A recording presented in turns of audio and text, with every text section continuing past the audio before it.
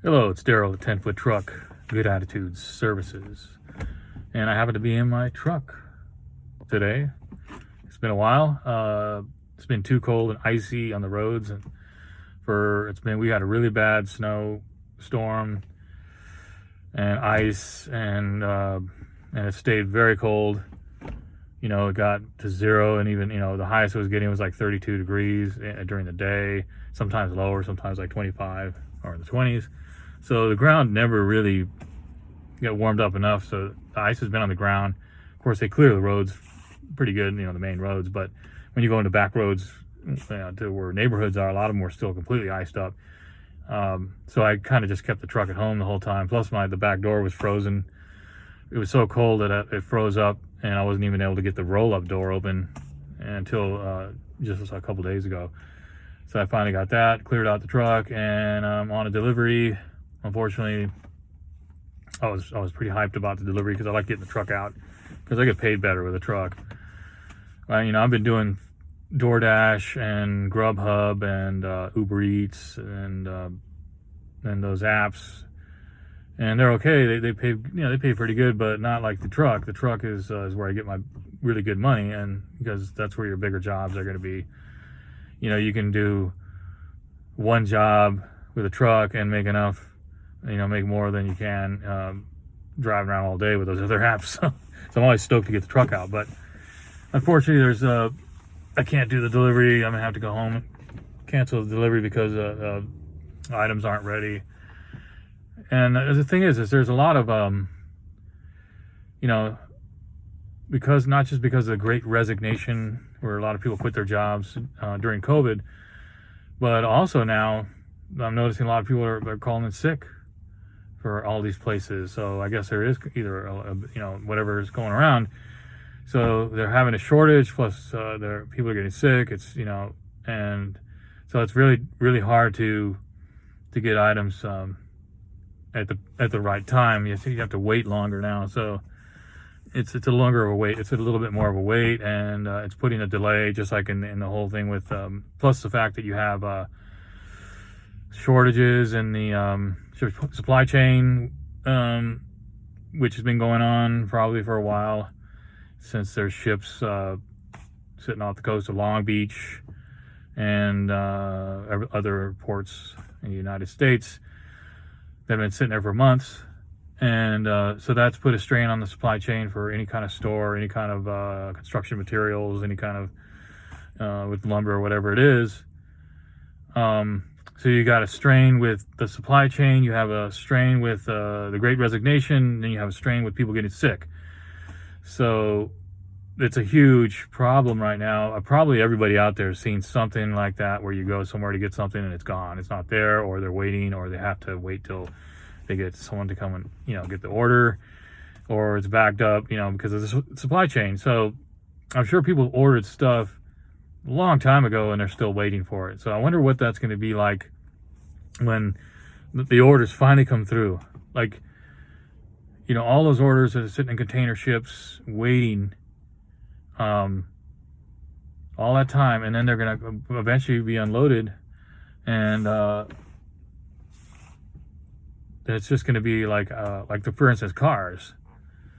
I've been talking about some of my videos about the inflationary prices of used cars, because of the fact that they had a shortage of new cars. And the reason why they had a shortage of new cars is because the silicon chips, the semiconductor chips were backed up. They weren't, I don't know if they were in the supply chips. I don't know if they're in container ships or what, but they were back ordered.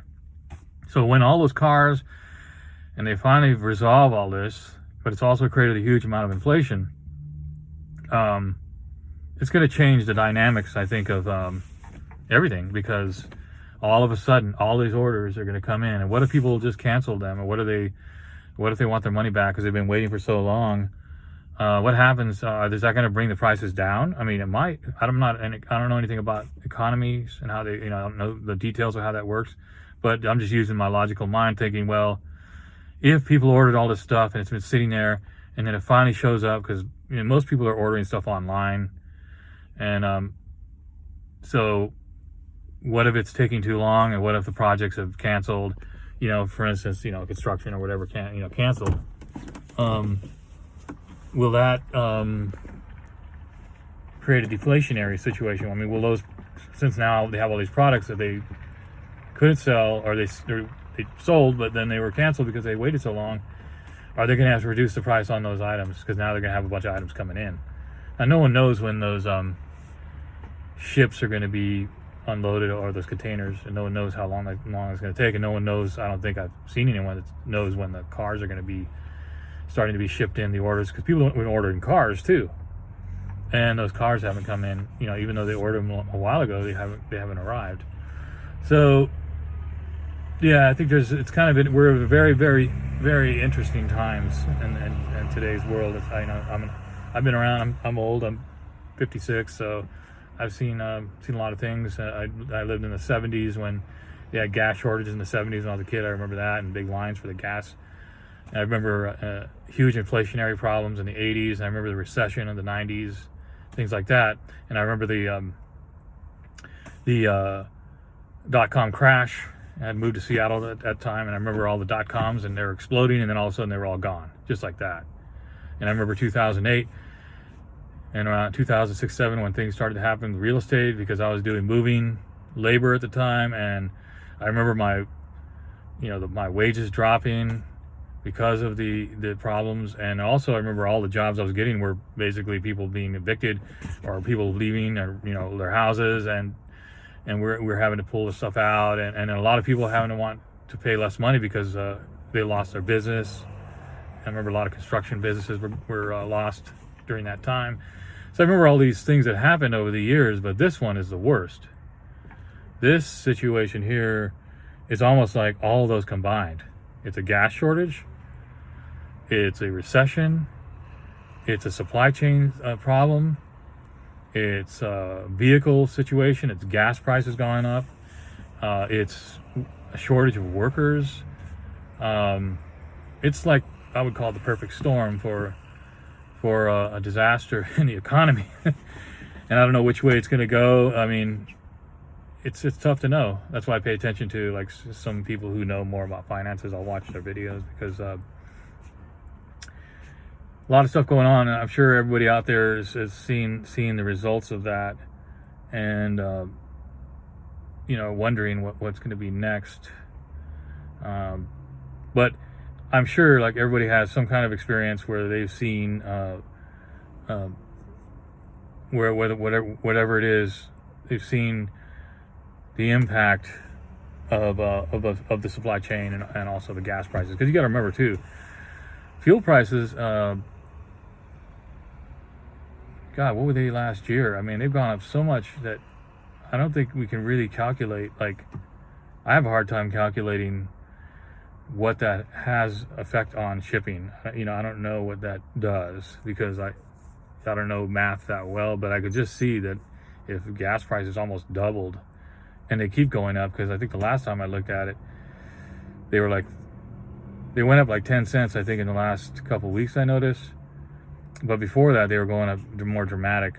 I can't remember what they were last year or the year before, but they were not anything close to what they are now. And I wonder if they're going to go more, because if they're not able to ship the gas and stuff like that. So that's something to consider, because that also creates inflationary prices on goods and services and all that. So yeah, it's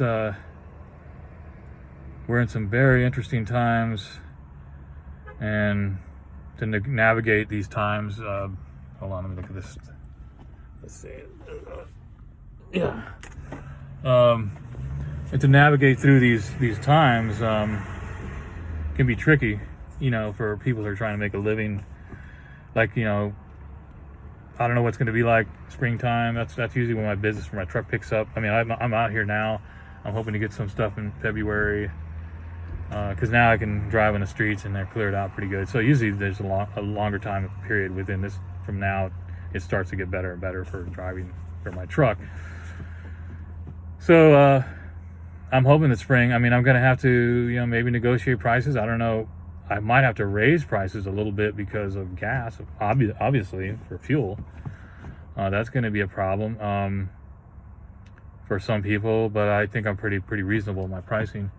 But also just marketing and figuring out what industries are still going to need. There are going to be some industries that may need more help, and other industries that may not need as much help. I mean, depending on the economy. I don't know if the construction business is going to be booming that much. It's booming. It's been booming for a couple of years here, but how much longer is it going to slow down, or what's going to go on with the housing market because of all these situations we're having? Is the housing market going to have a problem?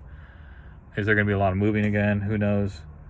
I mean, I usually do furniture delivery with this truck, but I'll do any deliveries, but I usually would do furniture delivery because I have the equipment to do that, and that's a good paying job. But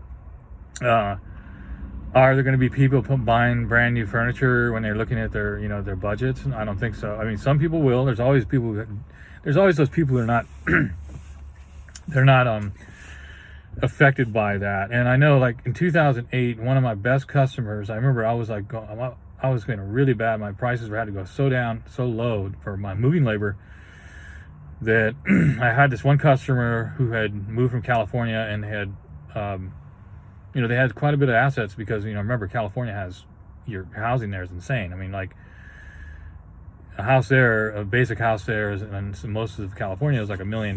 So if you have a decent sized house, you're talking millions of dollars. So they were able to ride the storm out, and they hired me to do a lot of work because they were able to afford it. And I worked for them for several years doing handyman work and stuff, and deliveries and pickups, and helping them assemble their furniture. So it became kind of a job for me during that time when things were rough. So I'm hoping that's what's going to happen this time around, that I'll, even though things are getting rough, that I'll find some people who are customers who can ride out the storm, because there are a lot of people out there, or not a lot. I mean, there are some people who have a lot of assets, who make enough money to ride any kind of storm. That's not me. That's not most people. Most people get affected by it, and they have to really tighten their belts and figure things out. But there are people out there, and those are the customers I'm looking for, people who don't really worry about prices, or they don't worry about recessions and these type of things. They have enough to support themselves and assets and things. So that's kind of what I'm hoping for, to make sure that I get those type of customers because that's what saved me before. That saved my ass before, and I hope that happens, or maybe things will change. We don't really know. There's no way really to predict all this stuff. At least not. I don't know anyone that can. But it looks like there's going to be things that are going to be tough. That's all. That's kind of what I'm talking about right now. And I'm going to have to cancel this delivery and go home and probably go on to the other apps, food apps, and that do some deliveries for them for dinner time, because usually I can get some of that. And maybe I'm going to get back onto advertising my truck again, and hopefully I can just start getting, because that's what, like I'm saying, is I can get ahead when I do with my truck rolls. I get ahead because it's much more leveraging. I don't know what the word is for it. For the amount of time and the amount of the energy I put into those jobs, I might put a lot of physical energy because I'm lifting heavier things and putting things into the truck, but the amount of time can be very, very short to make the amount of money. Like, for instance, I can go do, and I've done this before, I can do a job like picking up a couch and delivering it from the store, and just with me, not having to pay a helper. That's just me picking up, putting it in the box, comes in a box, put it in the back, and then doing a curbside delivery, or maybe helping them get it into the house, and make $80, for a real quick 15-20 minute delivery. Or if I do like a removal, if I fill the truck up, I could fill this truck up just by myself. It takes me 20 minutes at the most to pack it all in there. If it's stuff that's junk, I don't have to wrap it like a mover. It's not very long, maybe. And if the drive is short, it could take you maybe an hour, maybe less. And in those cases, I could do 300 in an hour. I haven't had one of those in a while, but those are the kind of jobs I'm looking for, because It's not, you're not based in hourly, you're based in a set price for a job.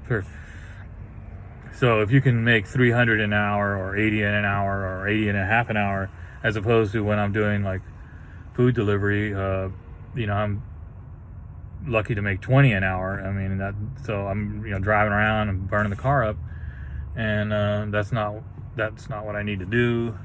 It's a good alternative, in a sense. It's a good, I'm always grateful for any way that I can make money. Even if it's just a little bit of money, it keeps me from, since I haven't really established my business in this area like I had before in the past, I need that buffer, that buffer. I'm turning on the heater because it's getting kind of cold. It's still a little bit cold out here, but not freezing, but it's cold. So I need that buffer, those other types of jobs, even if they pay a little bit lower. It keeps me from going under, because if I had to wait like a month as things are frozen, I don't really want to take the truck out. I have to cover something. I have to do something to cover my phone bill and basic bills and stuff, and everything's going up in cost, and gas and all that. So I'm not complaining. I'm just, I just know that where I can make more, where I can leverage my time and not spend so much time to make a bigger amount of money. And that's kind of my goal for 2022, even though things are going to be rough, is to really get those connections, really get those referrals, and start to make more money with my truck business, and kind of, use the other stuff kind of for emergency, or maybe I'm never going to give those apps up because they are a good way to make money. And what's great about the apps is that you can just go out and do a couple of jobs, and you can instant pay. You can get your instant cash. So if you need something right away, you can go out and do those jobs, and there's always something available throughout the day, so you can grab a couple of jobs, get some money, cash it out, pay a bill, or get some gas, or whatever. So I like that. So I'll continue to do that, because I think it's a great way of making money, as opposed to having to go get a traditional job and punch in, and then you got to wait for your check for a week or two. No, I can go do a couple of jobs, get paid instantly right after the job's done, right after I do the deliveries, so that I can always have access to some kind of money,